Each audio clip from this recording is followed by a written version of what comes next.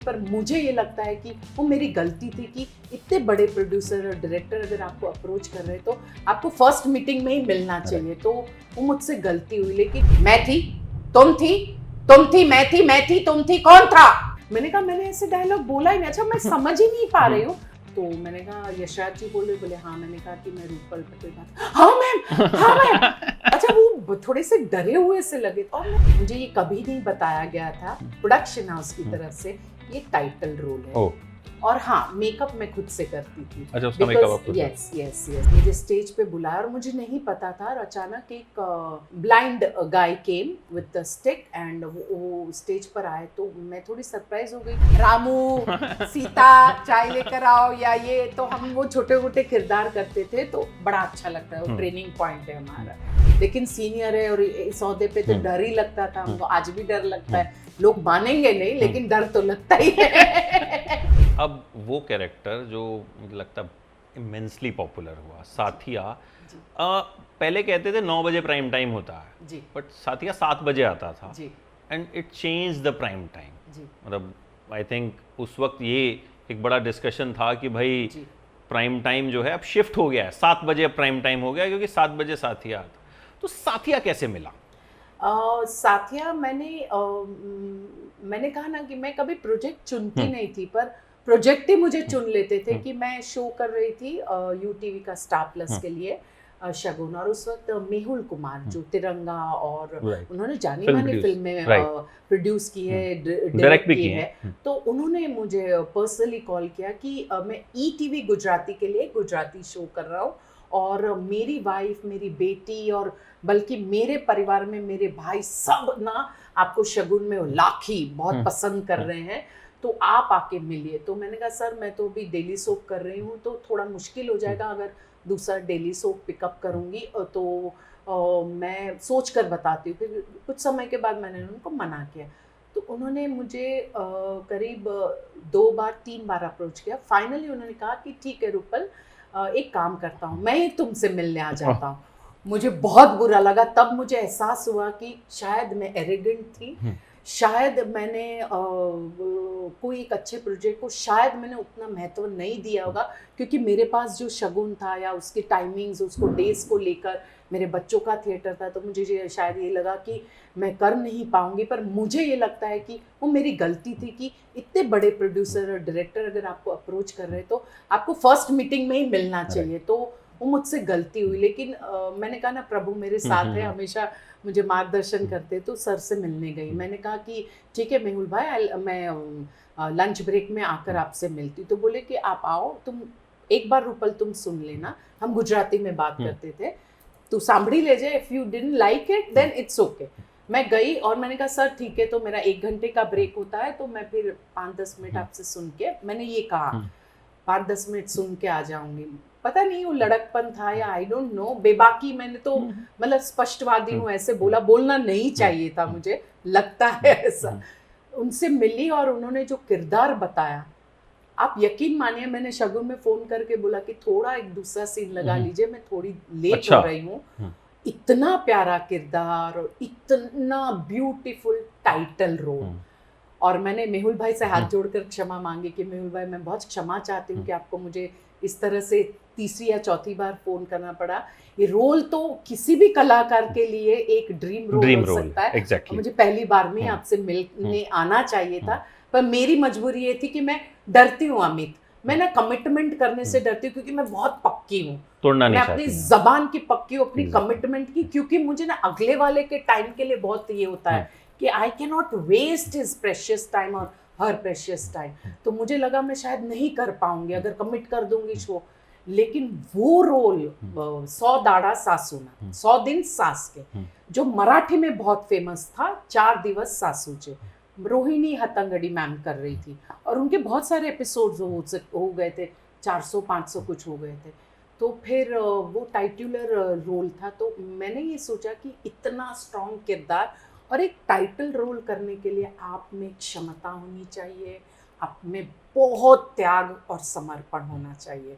क्योंकि जैसे होता है कि मैं कल नहीं आ रही हूँ या मुझे महीने में 4 छुट्टी दे दीजिए या मेरे फैमिली में बर्थडे है, मैं आपको इन बिटवीन एक बात बोलती हूँ, मेरे हस्बैंड आर.के. दत्ता और मैं, हम दोनों काम करते, हम दोनों ने आज तक अपने शूट से कभी छुट्टी नहीं मांगी है कि मेरा बर्थडे, मेरी शादी की सालगिरह है या मेरे बच्चे का ये, कभी छुट्टी नहीं मांगी है, क्योंकि वो समर्पण और वो त्याग होना चाहिए।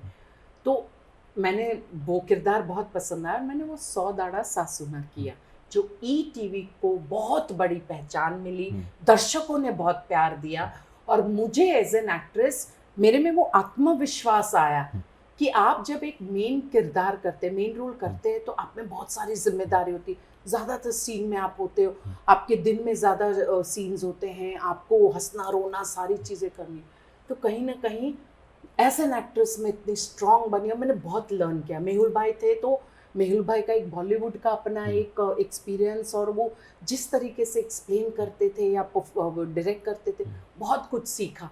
तो ये करते हुए तो वो शो में वो शो की कोई क्लिपिंग देखकर मुझे बुलाहट हो गई कि आप आइए और साथिया का एक ऑडिशन दीजिए। तो फिर मैंने जाकर उनका वो 2 मिनट का खाली नाम और ये बता दिया और मुझे कहा कि आप सिलेक्टेड, लेकिन मुझे ये कभी नहीं बताया गया था प्रोडक्शन हाउस की तरफ से ये टाइटल रोल है, क्योंकि वो मुझे बाद में उन्होंने कहा एक सास का रोल है, ऐसा है वैसा है, पर वो कभी उन्होंने डिस्क्लोज नहीं किया था कि ये टाइटल रोल है, क्योंकि मैंने मेरे ख्याल से वो शो भी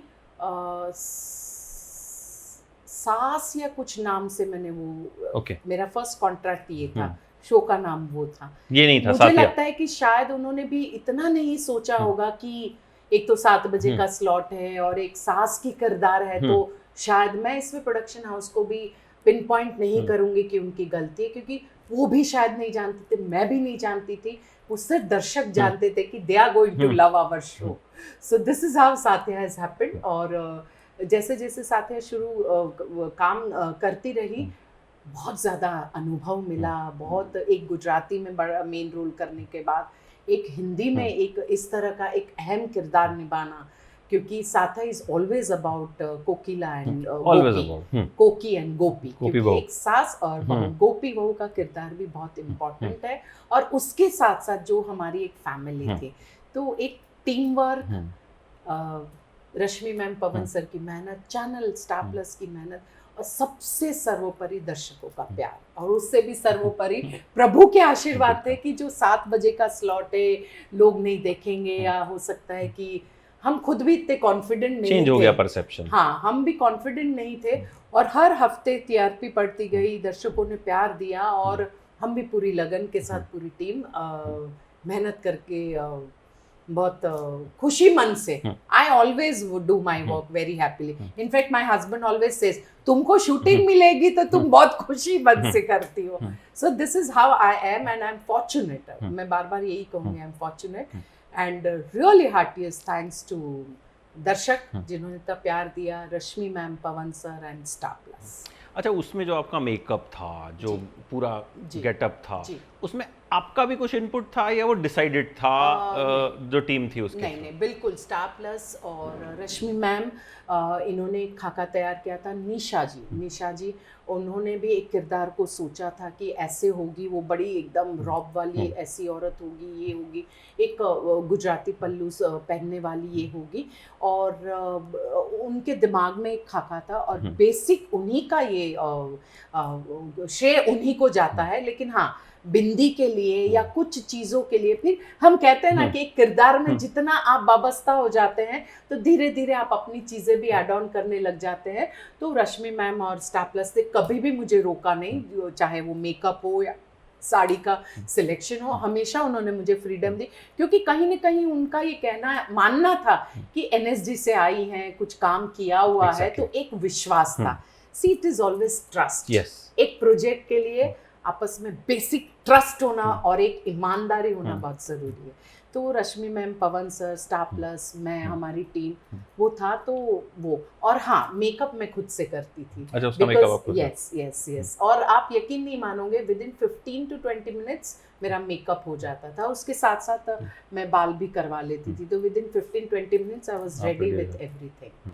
अच्छा, उस वक्त तो कई क्रेजी फैंस मिले होंगे क्योंकि ये पॉपुलर इतना हो गया था, तो कोई ऐसा वाकया हुआ? उस वक्त नहीं, मैं बल्कि ये कहूंगी Amit, sorry to correct you, पर अभी भी मुझे हाँ नहीं, बहुत सारे अभी मिलते मतलब हैं। उस हाँ क्रेज जो एक उस वक्त पीक पे गया था, जी बहुत ज़बरदस्त क्रेज था। तो मैं अभी भी जाहिर तौर पे मतलब लोग मिलते, अभी तो आपका रसोड़े वाला इतना अभी भी डालो तो वो आ जाता है ट्रेंड में कभी कभी, पर उस वक्त या अभी भी कोई ऐसा क्रेजी फैन एनकाउंटर जो हमेशा याद रहे? मुझे लगता है कि हर एक दर्शक अपने आप में अनोखे हैं। जब वो मिलते हैं ना तो उनकी आंखों में जो एक प्रेम होता है और एक जो एक उत्साह होता है और एक जो एक अच्छी भावना होती है, प्योरिटी ऑफ इमोशन, हर एक फैन में रहता है ये। हर एक दर्शक आकर उतनी प्यार से उतनी शिद्दत से मिलते हैं। तो मेरे लिए तो हर एक दर्शक मेरे लिए बहुत ज़रूरी है और हर एक दर्शक मेरे लिए खास है। एक वाकया याद आता है कि स्टार प्लस ने एक बड़ौदा में एक किया था, कुछ स्टार परिवार का एक सेगमेंट था और उसमें मुझे स्टेज पे बुलाया और मुझे नहीं पता था, और अचानक एक blind guy came with the stick and वो स्टेज पर आए। तो मैं थोड़ी सरप्राइज हो गई कि मुझे लगा कि मतलब मुझे क्या करना है। तो तब उन्होंने कहा कि मैं देख नहीं पाता हूँ पर मैं कोकिला की आवाज़ सुनकर मैं राह देखता हूँ कि कब 7 बजे और मैं वो शो मैं सुनता हूँ। मैं देख नहीं पाता हूँ, सुनता हूँ। और मुझे लगता है कि that was the most beautiful memory I have got. Once again, through your medium, I am really thankful to God and to my audience that इतना मुझे प्रेम करते हैं। मैंने कभी नहीं सोचा था कि कोई एक दर्शक सिर्फ आवाज़ सुनकर भी आपके कनेक्ट हो काम को जाते हैं। पसंद करते हैं, ये मैंने पहली बार जाना। और तब से और ज़्यादा मैं गंभीर हूँ अपने काम को लेकर या अपने व्यवहार को या अपने प्रोफेशनलिज्म को लेकर, क्योंकि दर्शक जब आपकी एक एक चीज़ को बारीकी से देखकर आपको निस्वार्थ प्यार करते हैं, आपके चैनल, आपके प्रोड्यूसर आपको पैसे देते हैं, तो ये आपकी जिम्मेदारी है कि आपको ईमानदारी से काम करना है। मैं सभी कलाकारों को भी यही कहूँगी कि ईमानदारी और no waste of time, that is important, और down to earth quality is very important. अच्छा, आपकी अब तक की जो जर्नी रही थी साथिया से पहले, यू वर कंटेंटेड, आप संतुष्ट थे अपने काम से कि ठीक है मुझे ये करना है, मुझे पढ़ाना है, but Saathiya change things commercially, जी पॉपुलैरिटी वाइज ह्यूज। तो उसके बाद आपको लगा कि लाइफ बदली कहीं आपके लिए, या कुछ आपने डिफरेंस महसूस किया? क्योंकि सेटिस्फाइड तो आप पहले ही थे जी। तो उस मैंने ये महसूस किया कि ढेर सारा प्यार अचानक मिला, ढेर सारे गुड विशेष। मतलब मैं ये मानती हूँ अमित कि कितनों की प्रार्थना में मैं हूँ, मतलब कोकिला मोदिया एज एन आर्टिस्ट मैं हूँ। तो मुझे लगता है कि वो मेरे लिए लाइफ में एक बहुत बड़ा टर्निंग पॉइंट था। एक और टर्निंग पॉइंट था जी साथिया के बाद भी, कि एक मैंने और मेरे हस्बैंड ने एक प्ले किया था, आना यूबर्टा करके एक थी जो कि बॉम्बे में उनका एक हेल्पर्स ऑफ मेरी करके इंस्टीट्यूशन है जो अनाथ बच्चों के लिए या ऐसे बच्चे जिनको माता पिता छोड़ देते रास्ते पे या कहीं, उनके लिए वो सेवा करते हैं। तो एक सेवा भावी इंस्टीट्यूशन है। उनके लिए जब हमने प्ले किया, मेरे हस्बैंड ने डायरेक्ट किया, राधे ने डायरेक्ट किया और मैंने लिखा, और ऐसी परिस्थिति आई कि she was a German, she was a white woman, पर मैं तो नहीं कर सकती थी कि एक फॉरेनर है वो किरदार कैसे करूँ। लेकिन बाद में वहाँ के सिस्टर्स ने ही ये तय किया कि जब मैं प्रॉक्सी करती थी तो उन्होंने कहा कि ये तो इनमें उनके सारे भाव है, तो ये रूपाली करेगी, कैसी दिखती थी इससे मतलब नहीं। तो जब आना यूबर्टा मदर, उनको मदर कहते थे, उनका भी किरदार जब मैंने निभाया और जिस तरीके से आर के ने डायरेक्ट किया, म्यूज़िक, सॉन्ग, मतलब ओवरऑल इतना ब्यूटीफुल वो प्ले और मदर की कहानी सामने आई कि उसने भी मेरे जीवन को बदला है। कि एक सिंप्लिसिटी, कॉन्टेंटमेंट, कि आप में एक संतुष्टि, सहजता, डाउन टू अर्थ क्वालिटी और एक सेवा भाव। तो मैंने जब साथिया की भी प्रसिद्धि मिली तो मैंने उसे पैसों में नहीं गिना, कभी नहीं गिना कि पैसे आ रहे हैं, मुझे ये ऐड आ रहा है, ये भी कर लूँ, वो भी कर लूँ, वो भी कर लूँ, नहीं। एक कलाकार के नाते, एक NSD ग्रेजुएट होने के नाते, एक परिवार की माँ हूँ मैं, बहन हूँ, मैं पत्नी हूँ, बेटी हूँ, उसकी आमन्या में रहकर मुझे वो सारी जिम्मेदारी को निभाते हुए और जो शो मेरे पास चल रहा है उसके प्रति मेरी जिम्मेदारी निभाने के बाद अगर समय रहा तो मुझे करना है, क्योंकि दर्शक तो वैसे भी मुझे देख ही रहे हैं रोज, तो ऐसा नहीं कि मैं दर्शकों से दिखने की चाह नहीं थी, तो वो वैसी, क्योंकि भगवान तो वो दे ही रहे थे, तो मुझे ये लगता था कि पैसे से भी ज़्यादा इम्पोर्टेंट है अपनी जिम्मेदारी, क्योंकि पैसा तो ज़रूरी है और वो आ भी रहा था, तो कहीं ना कहीं उसमें भी हमें एक संयमित रहना बहुत ज़रूरी था। तो जब मैंने इस तरह के प्रोजेक्ट किए या मैंने बच्चों के साथ काम किया है, तो वो भी हम मिशनरी एक इंस्टीट्यूट है ज्ञान आश्रम, जो ऐसे ही बच्चों के साथ काम करते, वहाँ पे हम बच्चों को पढ़ाते थे, तो that was like giving back to society. हमने NSD में पढ़ाई की स्कॉलरशिप पे और हम we are giving back to society कि हम सीरियल से जो हमें आमद होती थी, तो हम बच्चों में वो हम we never used to charge, me and RK, हमें सैलरी या हम ऐसे पैसे नहीं लेते थे। तो कहीं ना कहीं ये जो मैंने साथ साथ में सारे ये गतिविधियाँ की, उसने मुझे बहुत बैलेंस्ड रखा है कि होता है, बहुत स्वाभाविक है कि आपका एक शो चले, लोग इतने आपको देखना चाहे, सामने से लोग आपको अप्रोच कर रहे हैं, पर उसी वक्त आपको एक बैलेंस, संतुलन रखना है, रखते हुए, क्योंकि मैं लंबी रेस के घोड़े में मानती हूँ। मुझे ऐसा नहीं लगता है कि वन सीरियल वंडर होना चाहिए। लंबी रेस के घोड़े के लिए आपको बहुत सारा संतुलन, बहुत सारा त्याग, बहुत सारी समर्पण भावना भी होनी ज़रूरी है। तो साथिया के बाद ये ज़रूर हुआ कि ढेर सारा प्यार मिला और एक पहचान और ज़्यादा पुख्ता बनी और एक ज़्यादा से ज़्यादा काम मिलता गया और मैं करती रही और प्रभु के आशीर्वाद और ज़्यादा मिलते रहे। वन सीरियल वंडर जो आपने बोला, ऐसा टीवी में अक्सर होता है जी। एक कैरेक्टर इतना पॉपुलर हो गया, उसके बाद वो बंदा इतना टाइप कास्ट हो जाता है कि हम उसे दूसरे कैरेक्टर में डाइजेस्ट ही नहीं कर पाते, या फिर वो कई ऐसे एक्टर्स हमने देखे हैं। आई थिंक टीवी के ज़्यादातर एक्टर्स के साथ ये होता है। मुझे लगता है कि मैं इसे अलग तरीके से देखती हूँ कि कहीं ना कहीं इसमें एक चैनल की भी जिम्मेदारी है, प्रोड्यूसर की भी जिम्मेदारी है और कलाकार की भी जिम्मेदारी है। ये तो प्रभु की कृपा है कि एक शो बहुत लंबा चलता है, तो एक किरदार में आप काफ़ी लंबे समय तक रहते हो, 7 साल 8 साल, जी लंबे समय तक रहते हो। उसके बाद ये आपके लिए एक अभिनेता अभिनेत्री के लिए चुनौती है, चैनल के लिए चुनौती है और प्रोड्यूसर और प्रोडक्शन हाउस के लिए भी चुनौती है, क्योंकि क्या है, हम चाहे कितना भी कहें क्रिएटिव फील्ड, पैसा ज़रूरी है, so it is a commercial business, it's a demand and supply. तो जब लगता है कि Amit is good at taking interview, तो फिर अरे यार उसको परफॉर्म करने उतना टाइम नहीं है अपने पास कि हम ट्रायल एंड एरर बेसिस करें, हम एक्सपेरिमेंट करें, टेस्ट एंड ट्रायल है कि ये एंकरिंग में मास्टर है, तो इनको मतलब लगा दो इसी में। तो थोड़ा मैं ये आपके माध्यम द्वारा चैनल से भी, प्रोडक्शन हाउस से भी और कलाकार से भी एक विनती करूंगी कि अगर आप में मादा है, कि आप में एक फ्लेक्सिबिलिटी है, आप अलग अलग किरदार करने की आपकी ताकत है, तो थोड़ा उसे भी उजागर करना चाहिए, क्योंकि चैनल को अब चैनल भी बंधा हुआ है कि TRP आनी चाहिए, नहीं आए तो किसी के पास समय नहीं है। आप देखिए समय नहीं है तो वो चाहते हैं कि नहीं यार चारुल मलिक ये कॉमेडी में अच्छी है, या चारुल मलिक इम्प्रोवाइजेशन बहुत मस्त करती है, सिंसियर है, तो कभी भी ना नहीं बोलती है, छुट्टी नहीं, चारुल मलिक को बुला लो। पर वो तो फिर अच्छा ये किरदार के लिए बुला लो, लेकिन चारुल मलिक कॉमेडी के साथ साथ वो सीरियस भी कर सकती है, वो नेगेटिव भी कर सकती है। तो जब मौका इन तीनों को सोच समझकर देना चाहिए तो क्यों नहीं करेंगे। अच्छा, आपके हस्बैंड भी NSD में थे? आप NSD जी, तो सेम उसमें थे, जी बैच नहीं, में वो थे? मेरे से सीनियर हैं।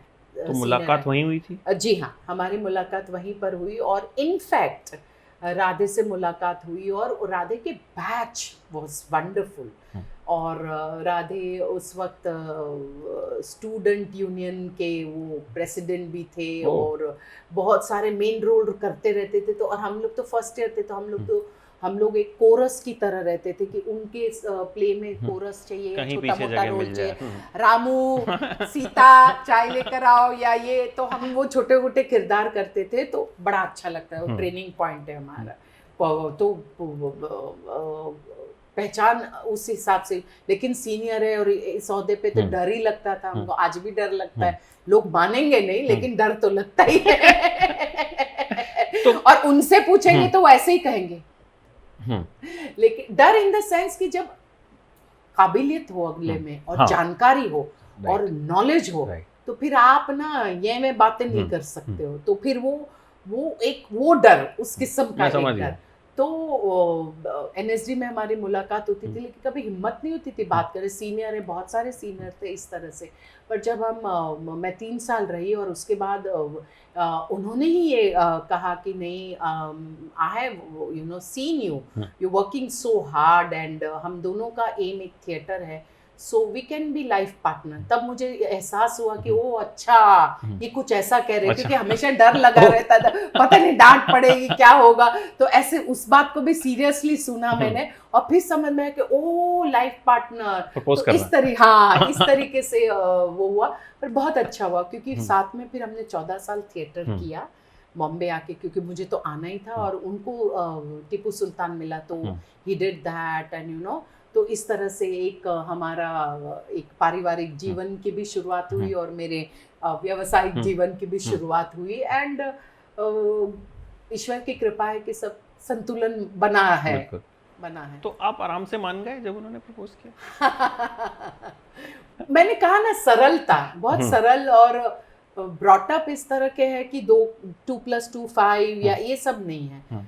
मुझे लगता है मैं आज भी वैसी हूँ कि जो दिल में है, जो दिमाग में, वो इस जबान पे, तो ऐसी कोई बात ही नहीं थी। इतने सीनियर जिनको मैंने मेन रोल में देखा, और जो स्टूडेंट यूनियन के, जो मतलब सभी स्टूडेंट्स के भले के लिए जाते हैं, जिनका ज्ञान है मेन रोल करने का, तो मतलब कोई चीज़ ऐसी थी नहीं। सो प्रभावित थी, और अभी भी प्रभावित हूँ उनकी हिंदी से, उनके नॉलेज से, उनके म्यूजिक सेंस से। तो एक होता है कि कुछ अच्छाइयाँ देखते हैं तो आपको लगता है कि there is no point to say no. बिल्कुल बिल्कुल। अच्छा, आप सिलेक्टिव बहुत रही हैं जो भी काम आप करती हैं, एंड ये हमको पता चलता रहता है कि you are getting lot of offers.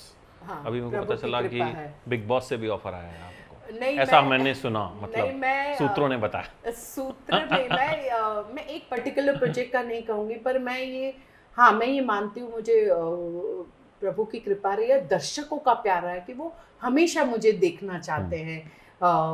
एक शो खत्म हो जाता है तो वो थोड़े ब्रेक के बाद उनको लगता है कि हाँ, तो मुझे आते हैं, ऑफर्स आते हैं बहुत सारे, अभी भी आ ही रहे हैं। मैंने कहा ना, पापा से बहुत सारी चीज़ें सीखी है। पापा ने एक चीज़ बहुत अच्छे से बोली थी कि ना बोलने भी आना चाहिए। आपने कहा ना कि जब आपको प्रसिद्धि मिलती है तो आपको ये लगता है कि आपका जीवन बदल गया, और आप उतना गहराई से सोचते नहीं है, और आप करते जाते कि अरे आ रहा है, मतलब this is right for me, और आप करते जाते। तो कभी कभी आपको लगता है कि यार ये गड़बड़ हो गया, ये तो नहीं करना चाहिए था, या यार ये मैंने एक ही चीज बहुत बार 4-5 जगह पे कर दी, तो ये रेपिटेटिव है। तो जब आप ना बोलते हो ना, तो आपको सोचने का भी समय मिलता है, एनालाइज करने का समय मिलता है कि मैं ना क्यों बोल रही हूँ, या मैं हाँ क्यों बोल रही हूँ। मैंने कहा ना, डिटॉक्स होना बहुत ज़रूरी है। तो एक शो जो कि बहुत लंबा चलता है, चाहे ये रिश्ते है प्यार के, राजन शाही का सर का किया मैंने शो, या तेरा मेरा साथ रहे स्टार भारत के लिए किया, हर शो के बाद मैं गैप लेती हूँ, क्योंकि मुझे लगता है वो detox is very important for the audience as well as for me. एक किरदार से, एक जीवन से निकल कर वापस आना, मतलब वो किरदार समझ लीजिए कि ख़त्म हुआ है, तो उसकी यात्रा ख़त्म हुई है, तो उसका एक जीवन जो आप उसमें, अभिनेता का काम क्या है, प्राण फूंकना। जब आप उस प्राण को फूंक कर फिर जब उस प्राण को आप खत्म करते हो, इट्स वेरी टायरिंग प्रोसेस। तो मुझे लगता है कि फिर तुरंत दूसरा लेना, क्योंकि दर्शकों का प्यार है, चैनल और वगैरह आपको प्यार करते तुरंत ऑफर करेंगे, पर तब आपको सोच समझ कर लेना है कि मुझे थोड़ा सा अपने आप को न्यूट्रल करना है, प्लस मैं फैमिली पर्सन हूँ, मुझे थोड़ा फैमिली को टाइम देना है। अब मैंने कहा कि मुझे पूजा पाठ करना अच्छा लगता है, तो जैसे शो खत्म होता है, I think Charul also knows me, कभी भी फोन कर, अच्छा महाकालेश्वर में आप, अच्छा आप द्वारका में, हाँ आप वहीं पे होंगे, तो वो हमेशा ये कहती है। तो मुझे लगता है कि मैं ना वो ब्लेसिंग्स लेती हूँ, प्रभु के आशीर्वाद लेती हूँ, उनकी सकारात्मक शक्ति और वो ऊर्जा लेती हूँ, अपने परिवार के साथ समय बिताकर एक खुशी हासिल करती हूँ, और फिर वापस अपने आप को तैयार करके जब मुझे लगता है कि अब ये शो मैं अपने आप को बहुत कंफर्टेबली कर सकती हूँ, तो ऑफ कोर्स चारुल के साथ डिस्कस करती हूँ उसके बाद मैं टेकअप करती हूँ। और आपने सही कहा है, बहुत सारे शोज आ रहे हैं, प्यार है। मैं कहती हूँ मैं खुशकिस्मत हूँ, प्रभु का आशीर्वाद है कि नहीं तो लोग काम, अच्छा काम पाना भी एक संघर्ष का काम है, तो मैं बहुत सोच समझ कर लेती हूँ। तो अभी कुछ सोच रही हैं आप कि आगे कहाँ पे आपको हम देखने वाले हैं? कुछ बातें चल रही हैं और तय करेंगे, परिवार के साथ भी बात करेंगे, चारुल के साथ भी बात करेंगे, फिर कुछ सोचेंगे ज़रूर। और आपका पॉइंट भी है सोशल मीडिया का, चारुल भी हमेशा कहती हैं कि देखिए आप सोचिए, आप मतलब मैं प्रेशर नहीं कर रही हूँ आपको, लेकिन आप कीजिए, आप देखो सोशल मीडिया पे। तो मैं सोचूंगी, क्योंकि जब ज़रूरत होगी क्यों नहीं, क्योंकि सोशल मीडिया के भी अपने बहुत सारे फायदे हैं, पर फिलहाल मेरी वो ज़रूरत नहीं। कलाकार हूँ, जाओ स्क्रिप्ट मिलती है, मेकअप करो, तैयार हो, स्क्रिप्ट पढ़ो, परफॉर्म करो, तो उसमें उतनी मुझे अभी आवश्यकता नहीं है, तो सोचूंगी मैं उसके लिए भी। अच्छा, सोशल मीडिया पे अब नहीं है, लेकिन जो रसोड़े वाला मीम था तो खूब वायरल हुआ, तो आपको कैसे पता चला फिर? आप यकीन मानोगे अमित, मैं इसके लिए थोड़ा चारुल को भी डांट लगाऊंगी, क्योंकि वो शुरू से तो सुबह से तो हो गया था, लेकिन वो मुझे बता नहीं पाई, शायद वो शूट पे थी, वो बता नहीं पाई, और मैं राजन सर का ही शो कर रही थी, ये रिश्ते प्यार के। अच्छा, सेट पे खुसुर पुसुर हो रही है, लेकिन मुझे समझ में नहीं आया, क्योंकि मैं सेट पे, मैंने कहा ना, मैं बहुत अपने में रहती हूँ, क्योंकि मुझे वो अच्छा लगता है कि मैं बात नहीं करती हूँ, मैं अपने सीन में और उसमें, तो खुसुर पुसुर होती थी, थोड़ा अनयूजुअल लगा। फिर मैं तो सोशल मीडिया पर हूँ नहीं, और उसके बाद जब मैं शाम में घर पर आई, तो घर का मोबाइल है, क्योंकि डबिंग के लिए आपको वो सब ज़रूरत पड़ती है नेट की और उसकी, तो फिर घर के मोबाइल पे तो मेरी ननद ने मुझे कॉल किया दिल्ली से, राजश्री ने, बोले कि अरे रूपल तुमने देखा कि नहीं, तुम तो छाई हुई हो। मैंने कहा अरे, मतलब मुझे हंसी आया, मुझे लगा मजाक कर रही है, तो उन्होंने बोला नहीं तुम देखो, ये देखो। तो फिर मैंने घर के मोबाइल में आधे पौन घंटे बाद मुझे याद आया, तो मैंने देखा, तो पहले तो मैं देख के सुन के सरप्राइज हो गई। मैंने कहा मैंने ऐसे डायलॉग बोला ही नहीं। अच्छा, मैं समझ ही नहीं पा रही हूँ, क्योंकि मैंने कहा ना दिमाग सीधा है और दिल भी सीधा चलता है, मैं समझ ही नहीं पा रही हूँ। फिर मुझे लगा ये तो कुछ चेंज किया। मेरा पहला फोन चारुल को गया, मैंने कहा चारुल, तो बोलते अरे ये वो तो ये यशराज है, उन्होंने ऐसे किया, वो थे, she explained it to me. तो मैंने कहा चारुल अब तुम तो मुझे please you give me Yashraj number. तो उन्होंने मदद की, उन्होंने फटाक से मुझे यशराज का नंबर दिया, तो मैंने उनको कॉल किया। अच्छा, मुझे नहीं पता था कि वो रिकॉर्डिंग कर रहे हैं, तो बाद में उन्होंने शायद वो रिकॉर्डिंग करके अपने उसमें डाला था सोशल मीडिया, तो मुझे अपने सेट पे किसी ने दिखाया। तो मैंने कहा यशराज जी बोल रहे? बोले हाँ। मैंने कहा कि मैं रूपल पटेल बात, हाँ मैम। अच्छा, वो थोड़े से डरे हुए से लगे, और मैं सरप्राइज हो रही क्योंकि, तो मैंने कहा कि मैंने ये देखा, मैंने अभी देखा, मैं माफ़ी चाहती हूँ कि सुबह से ये लोग पसंद कर रहे हैं, पर मुझे अभी पता चला, और मुझे मैंने आपका नंबर, बोले अब मेरा नंबर कहाँ से मिला मैम? मैंने कहा मुझे चारुल मलिक ने दिया है, और मैं बहुत धन्यवाद करती हूँ आपका। तो वो फिर रिलैक्स हुए, बोले मैम आपको अच्छा लगा, वाकई अच्छा। मैंने कहा बिल्कुल, क्योंकि मैंने जिस तरीके से डायलॉग बोले थे उसको आपने एक नया ही अप्रोच देकर उसको एक नई दिशा में लेके गए, और दर्शकों ने उससे प्यार दिया। तो मेरा तो काम ही है कि दर्शकों को मनोरंजित करना।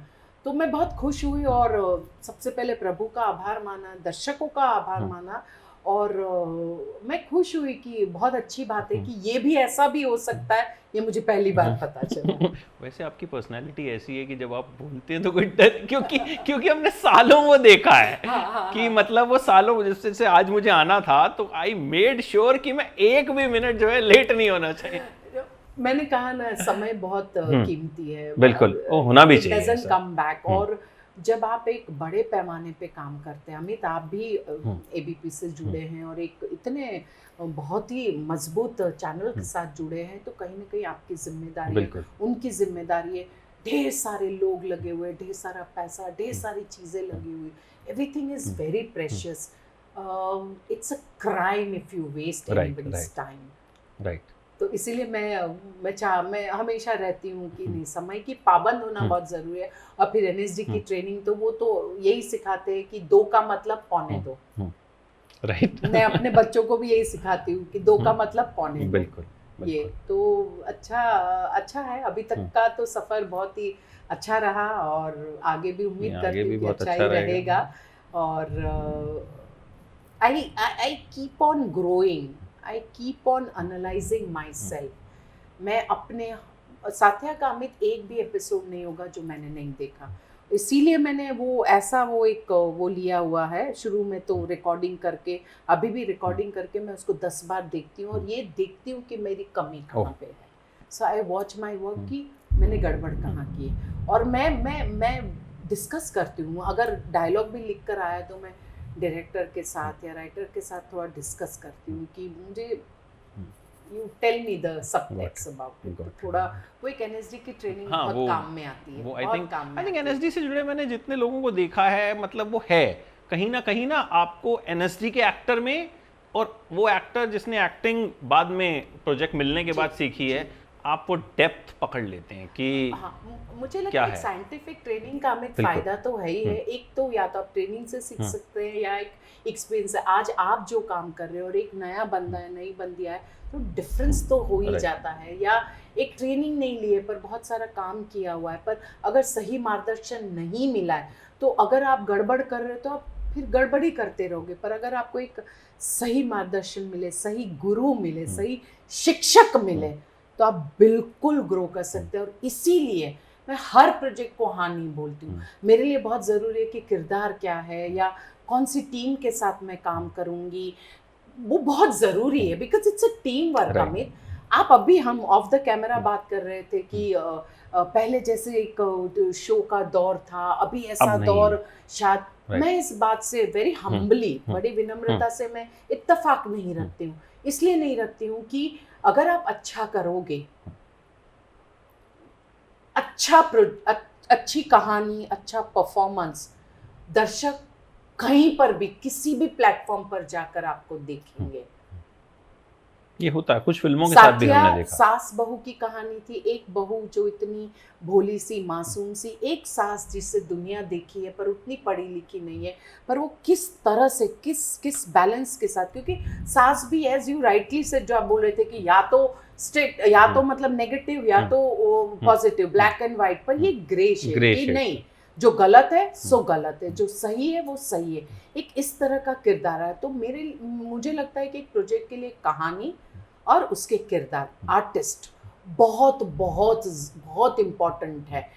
इसलिए इम्पॉर्टेंट है क्योंकि वो पिलर है, वो बेस है। अगर वो मजबूत है ना तो सिंपलिस आप देखें ना, बासुदा की फिल्में या श्याम बाबू की फिल्में या ऐसे मालगुडी डेज आप देखिए, Yes. या हम लोग देखिए, आप कितने प्यारे सिंपल शोज, सिंपल मूवीज, खूबसूरत, या आपके दिल को छूते हैं। वो इसलिए छूते हैं क्योंकि वो कहानी अच्छी है, वो जो परफॉर्म कर रहे हैं वो अच्छे है, और एक ऑनेस्टी है, हर किसी के अप्रोच में ऑनेस्टी है, तो वो चलेगा ही चलेगा।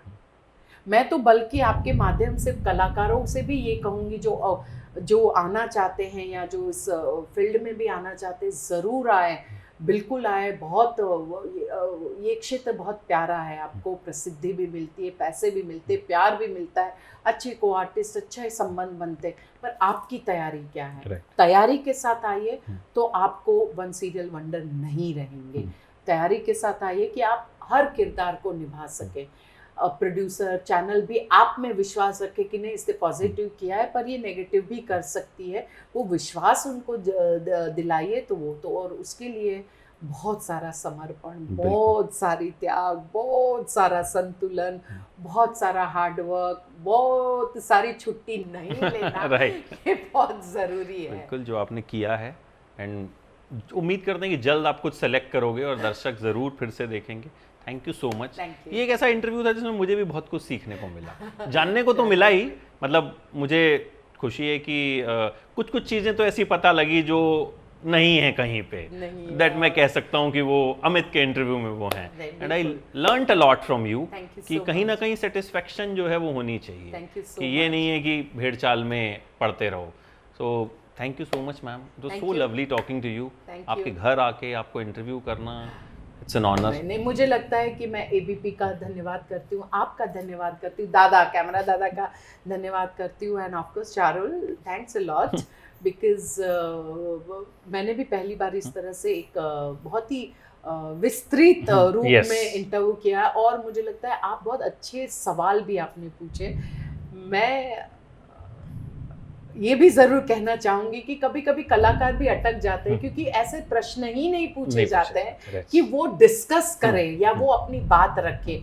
तो थोड़ा आपकी तरफ से, थोड़ा हम कलाकारों की तरफ से हमें भी ओपन अप होने की ज़रूरत है, लर्न करने की ज़रूरत है और एनालाइज करने की ज़रूरत है, सीखने की ज़रूरत है। और एबीपी का बहुत सारा धन्यवाद, thank you so much. Thank you ma'am. आपका भी, और दर्शकों का नतमस्तक आभार, वो हमेशा मुझे प्यार देते हैं, and I am really touched.